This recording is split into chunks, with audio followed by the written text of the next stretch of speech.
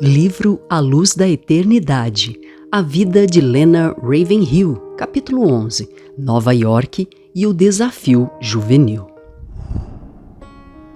Havia uma áurea na pregação do Sr. Ravenhill que demandava atenção.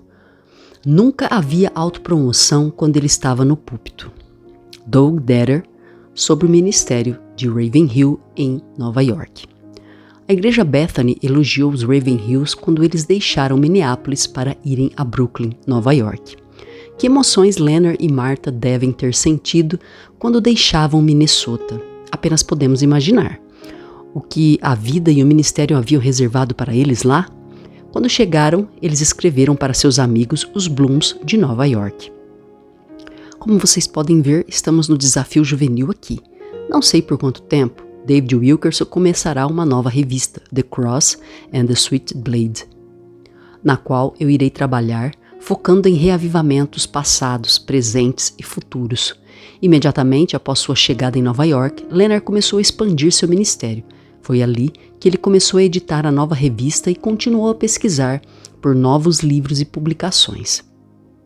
Em vez de morar na propriedade do interior que eles haviam visto originalmente, Leonard e Martha se acomodaram em um apartamento no segundo andar de um edifício na Avenida Clinton, 436 no Brooklyn, que havia sido ocupado por apenas algumas semanas por John e Carol Kenzie. Os Kenzies também haviam chegado recentemente à sede do Desafio Juvenil como funcionários. Quando os Ravenhills chegaram, John e Carol amavelmente abriram mão de seu apartamento recentemente limpo e se mudaram para o terceiro andar. Foi uma alegria para eles conhecerem seus novos vizinhos britânicos, que em breve se tornariam seus melhores hóspedes e amigos. Martha acolheu a jovem Carol sob sua asa maternal para encorajá-la e ajudá-la de diversas maneiras. Carol, uma nova esposa de 21 anos, tinha a assustadora tarefa de servir como a secretária tanto de David Wilkerson quanto de Leonard Ravenhill. Como resultado, ela conheceu Leonard de perto, mais que qualquer outro funcionário. Em suas palavras, foi um sopro de ar fresco trabalhar para Leonard. Ela digitou 2 dos seus livros que tiveram um grande impacto em sua vida. A memória mais pessoal para ela foi uma experiência certo dia que mostrou a realidade da caminhada diária de Ravenhill com Deus. O que mais me afetou durante o tempo que tive com Leonard foi um dia em que ele editou uma carta que era bastante austera.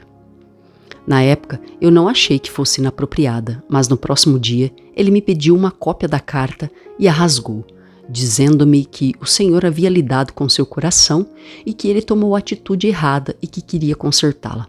Então, eu vi que ele era um homem de bastante integridade. Uma das bênçãos mais ricas deste período de ministério em Nova York foi a amizade desenvolvida entre os Ravenhills e os desafios do desafio juvenil. Doug Detter, na época um jovem de 20 anos, lembra-se deste tempo. No começo eu era um pouco tímido com Leonard, pois por 2 motivos. Primeiro, a diferença de idade. Ele tinha 58 anos na época e eu tinha 22. Segundo, eu nunca havia trabalhado com alguém de sua estatura espiritual. Após escrever os ditados de Len durante o dia, minha esposa Millie me contava à noite como ele escrevia para homens como Billy Graham e Oral Roberts. Quando providencialmente nossos caminhos se cruzavam, eu tentava ser o mais educado possível, mas mantendo minha distância. Então foi surpreendente para mim que ele e Martha se aproximaram de nós desta forma, convidando-nos para jantar. Geralmente, 3 ou 4 funcionários eram convidados de cada vez, e todos fomos incluídos. Estas noites mudaram nossas vidas e sempre seremos gratos por isso. Essas ocasiões de fraternidade pessoal, ensinamento e compartilhamento geralmente duravam até meia-noite, quando os jovens trabalhadores cristãos absorviam a filosofia do ministério de Leonard e as várias histórias de seus anos nas Ilhas Britânicas como evangelista. Os Kenzies, junto com a equipe do Desafio Juvenil, foram profundamente impactados tanto pela vida quanto pela pregação de Leonard. A primeira vez que John escutou Len pregar foi em uma igreja batista no Brooklyn. John nunca havia escutado tal pregação e sua impressão foi marcante. O irmão Len realmente acreditava no que estava pregando. Ele era de fato empoderado pelo Espírito Santo. Quando ele pregava, era como uma bomba ou um canhão explodindo. Ele deixava fluir. Suas frases de abertura eram quase uma acusação para fazer as pessoas pensarem e para despertá-las e confrontá-las com a verdade. Ele tomava verdades óbvias e as apresentava de uma maneira que de repente você percebia que estava subestimando as coisas. Pode ser algo que você já ouviu, mas ele falava de uma maneira que fazia você sentar e prestar atenção. Ele tornava as verdades óbvias algo tão importante que você sabia que precisava agir. Leonard fazia a verdade desabrochar como uma flor e de repente era como uma facada em seu coração. Logo após suas pregações, a reação geralmente era de um tempo de silêncio e então as pessoas começavam a chorar ou orar de verdade. As pessoas eram tomadas pela descoberta de que tinham que reagir ao que escutaram. Suas mensagens chamavam a ação. Ele deixava a impressão. O que você vai fazer e o que você escutou, com o que você escutou, havia uma aura em sua pregação que demandava atenção. Nunca havia autopromoção quando ele estava no púlpito.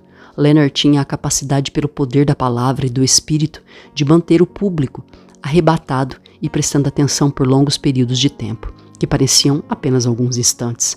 Quando ele pregava nas igrejas de Nova York, e ele influentemente levava a ênfase da santidade como se ele tivesse acabado de descer da montanha com Moisés e falava profeticamente como um trompete, fazendo com que muitos sentassem em um silêncio mortificante, chorando delicadamente. Toda terça e quinta-feira, por 2 anos, Leonard ensinou aos funcionários do Desafio Juvenil do Brooklyn e martelou verdades simples em nossos corações e mentes, levando-nos a chorar, interceder e nos arrepender. Sua maior força era sua habilidade de viver e falar a verdade pelo poder do Espírito Santo. Ele falava a verdade, atirando palavras da Bíblia em nós, enfatizando a unção e o poder do Espírito Santo, assim como vivendo esta vida. Este era Leonard Ravenhill. Muitas pessoas durante os anos sentiram que Leonard foi um mentor para elas, não importando se ele pensasse o mesmo. Alguns, de fato, tiveram um relacionamento com ele, enquanto outros não, embora ele tenha sido sua principal influência espiritual. Muitas pessoas eram próximas a ele? Provavelmente não, apesar de muitos pensarem que eram, porque eles eram tão beneficiados por sua vida. Isto levou pessoas muitas vezes a vê-lo como seu pai espiritual, apesar de Leonard não conhecê-las. Leonard geralmente mantinha sua distância de maneira apropriada, sempre guiando outros para longe de si e para perto de Cristo. Ele não deixava as pessoas se apegarem ou dependerem dele de uma maneira errada. John Kenzie e Doug Detter eram 2 homens em Nova York que eram orientados por Len. John buscou Leonard e conquistou tal relacionamento. Todas as vezes que eu buscava Len, sentado à sua frente nas refeições, eu o levava por toda a cidade de Nova York e regularmente o convidava para o nosso apartamento para ouvirmos sua sabedoria. Eu aproveitava todos os momentos em que ele estava falando com as outras pessoas para me posicionar ao som de sua voz, por meio de um desafio indireto de Len. Eu o ouvia dizer que todos se beneficiariam da disciplina de jejum e oração.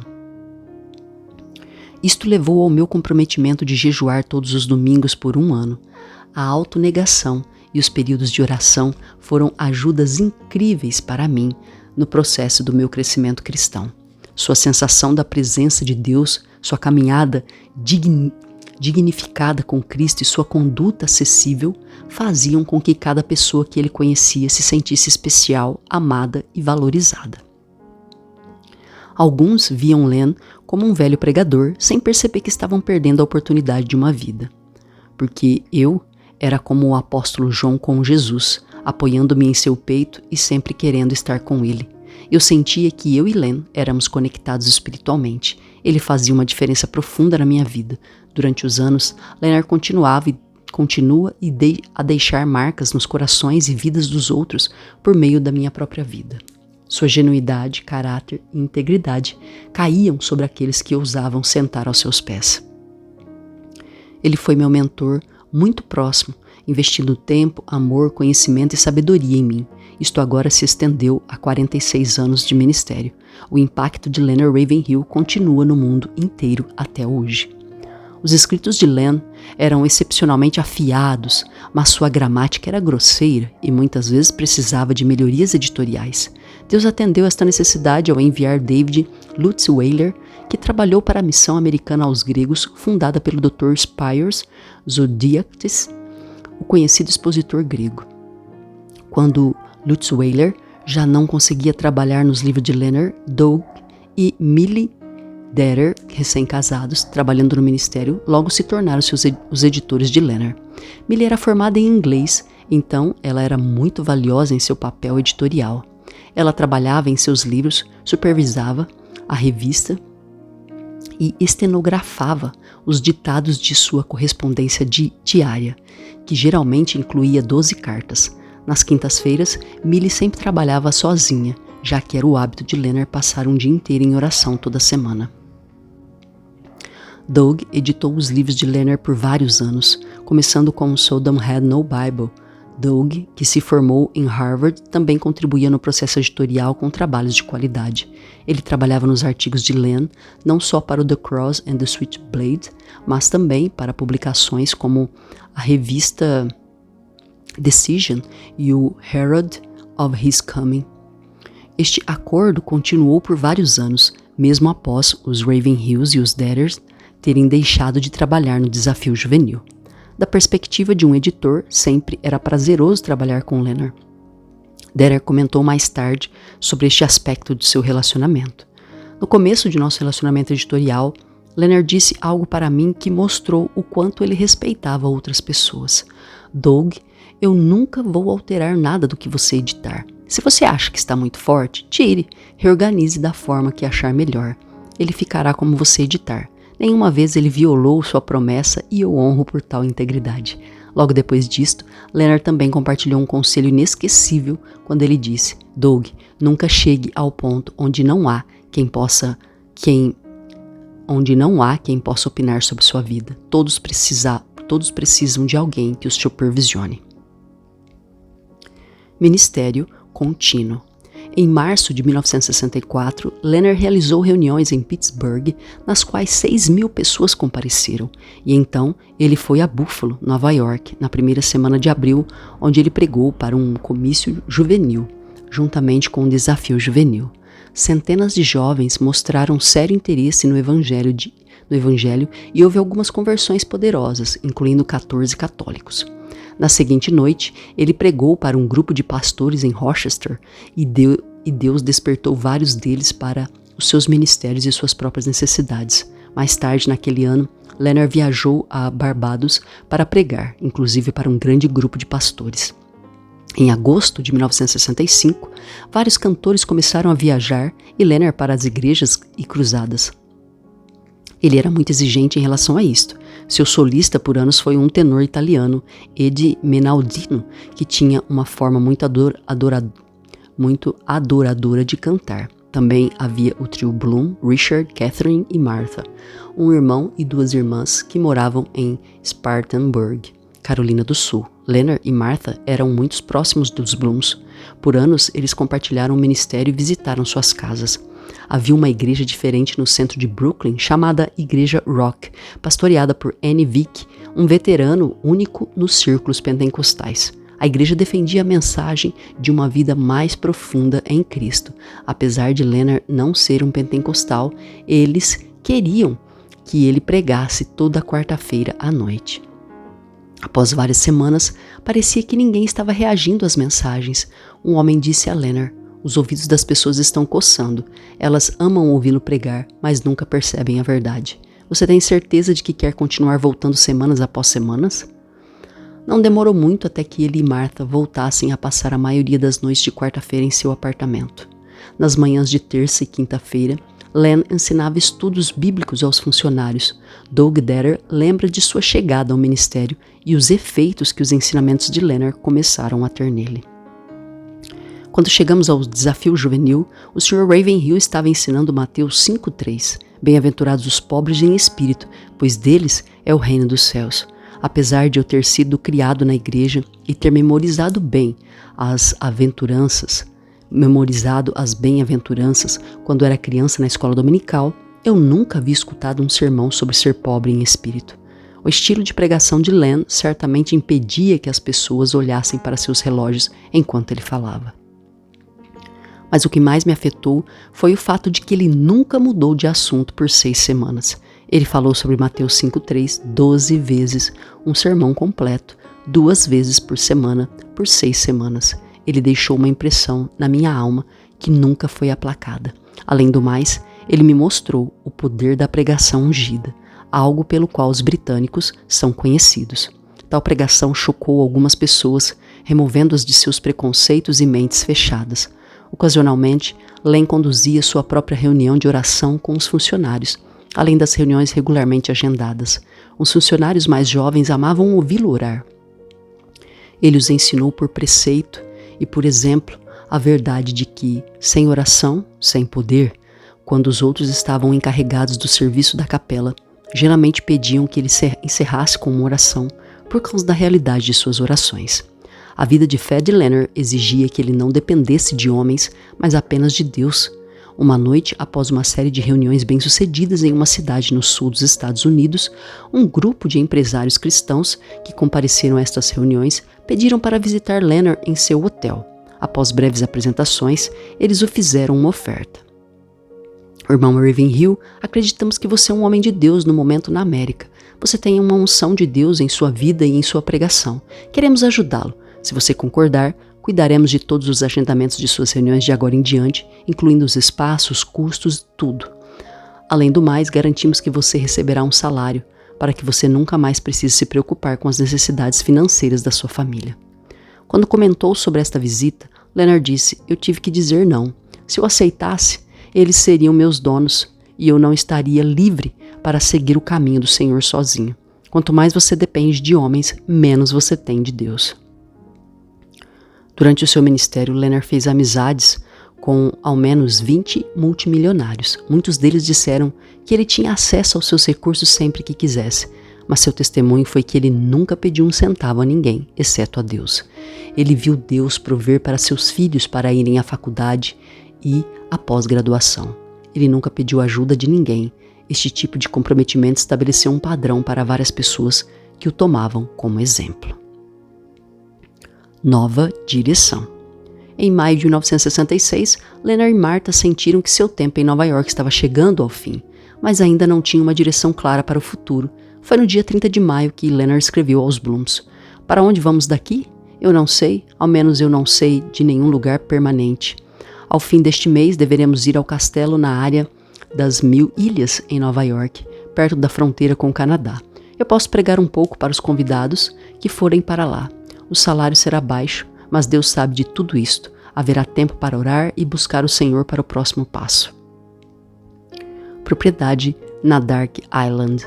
Em breve, David e Nancy se juntaram a Leonard e Martha, junto com os Detters, para 2 semanas no incrível castelo Dark Island, situado nas 1000 Ilhas, perto da fronteira com o Canadá. Dark Island foi originalmente construída por Frederick Byrne, 1851 a 1919, que produziu a máquina de costurar Singer. A propriedade foi comprada em 1966 pelo Dr. Harold Martin, que passava os verões ali com sua esposa e 2 filhos. O castelo foi recentemente renomeado para Castelo Singer. O Dr. Martin conhecia Leonard e queria que ele realizasse serviços para as pessoas ricas e famosas cujas casas de veraneio ficam na Street Lawrence Seaway. Ao mesmo tempo, ao realizar serviços no castelo, o Dr. Martin poderia pedir isenção de impostos, já que este era o lugar para reuniões regulares de igreja. As 2 semanas no castelo Dark Island foram férias maravilhosas para todos eles, assim como um momento de ensinamento bíblico. É uma propriedade incrível com 42 quartos e 18 banheiros. Há passagens secretas no subsolo, originalmente construídas para que escravos passassem para o norte, na ferroviária subterrânea. Navios oceânicos, lentamente passando durante a noite, ligavam seus enormes holofotes para ver a maravilhosa estrutura. Dezenas de baterias da Segunda Guerra Mundial abasteciam toda a ilha de 5 acres com eletricidade. Também havia 2 hangares com ao menos 4 barcos. Durante este tempo, Leonard escreveu para Catherine Brown: estamos na Dark Island, na Street Lawrence Seaway. mas não é mais nada fácil orar em um castelo que em uma cabana. Durante as 2 semanas, jovens de todas as ilhas vizinhas se juntavam no castelo para um serviço evangélico especial. O Dr.